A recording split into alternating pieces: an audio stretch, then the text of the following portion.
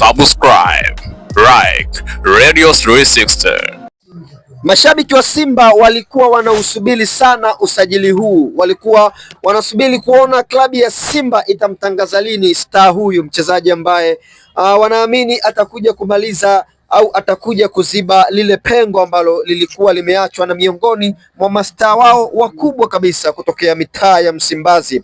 Mabibi na mabwana, usiku huu klabu ya Simba Sports Club imemtambulisha mchezaji mpya fullback ya kushoto inayopanda na kushuka ikitokea klabu ya Dar es Salaam Young Africans. Si mwingine huyu ni Nixon Kibabage, beki ambaye anakuja kucheza nambari 3, na hii ni kumaanisha sasa Anthony Mligo ana kazi kubwa sana ya kufanya kuhakikisha anapata namba tena, kwa sababu ujio wa Nixon Kibabage, hii ina maana kwamba Simba walimtazama Kibabage muda mrefu sana kama mlisi wa kudumu wa Mohamed Hussein Shabalala ambaye pia alitimkia Yanga. Maneno alikuwa mengi sana.